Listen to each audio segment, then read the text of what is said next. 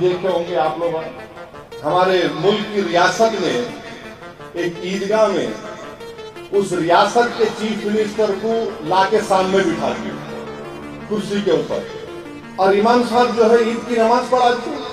Chief minister साहब खड़े हुए हैं, टोपी ओपी उनको डाल दिए, वो मुशज्जरात सब डाल दिए, वो साहब खड़े हो गए और अल्लाह अकबर बोल के सब नमाज पढ़ दी।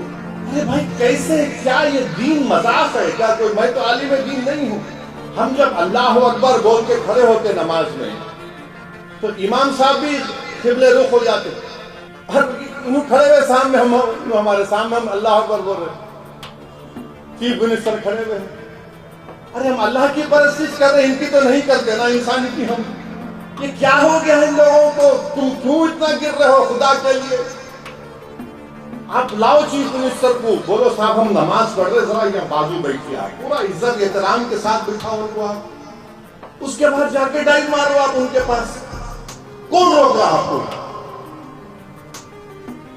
सामने खड़े हुए हैं, आप रुकू कर रहे, सजदा कर रहे।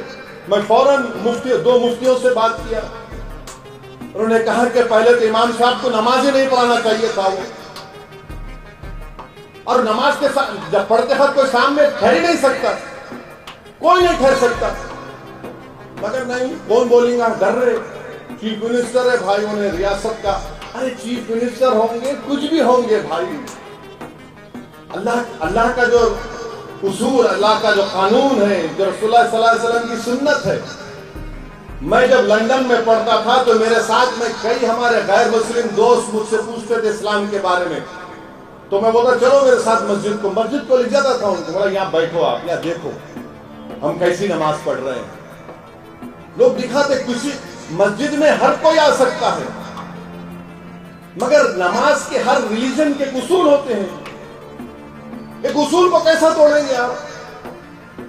इमाम साहब नमाज पढ़ा दिए माशाल्लाह, मगर कोई बोलने तैयार नहीं है। मैं आज बोला हूं तो कल से आप शुरू होंगे, मेरे ताल्लुक से पूरे सवाल खड़े हो जाएंगे। वहां पे सेक्रेटेरिएट में वो चीफ मिनिस्टर को लाए थे, बिल्कुल लाए थे, उन्होंने मस्जिद शहीद करे, मंजलिस की ताकत पर वो मस्जिद बनाए और उनको बिठाकर बोले तकरीर करो यहाँ पर आकर।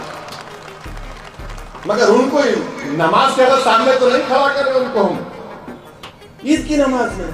अब मैं सुना खुतबुल्लाहपुर में कोई कॉर्पोरेटर है, उसको लाके मिंबर रसूल पे खड़ा कर दिया।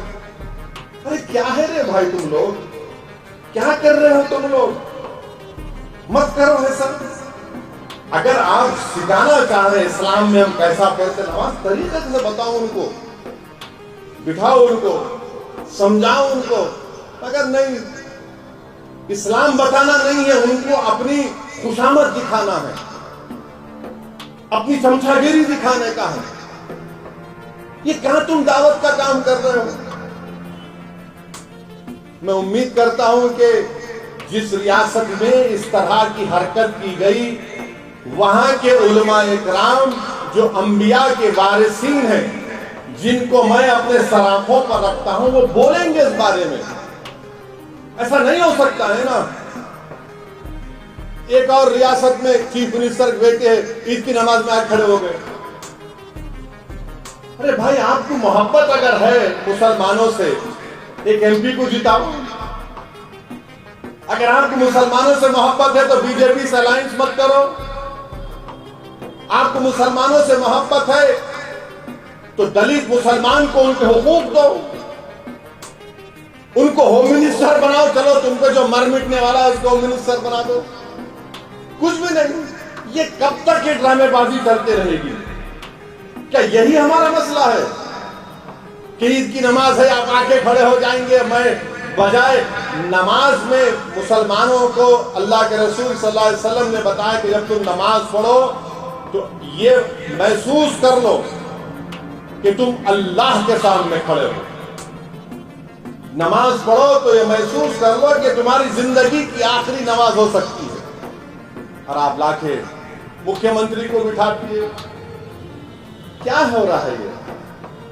अब क्या उनको इमाम बना देंगे आप अपना?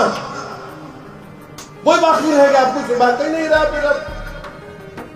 अरे भाई, एमपी बनाओ, कब तक तुम सिर्फ ये उर्दू एकेडमी ये वो दे रहे हो, उनको अच्छा पोस्ट दो। عزت دو تم کو لوگوں کو، کچھ نہیں۔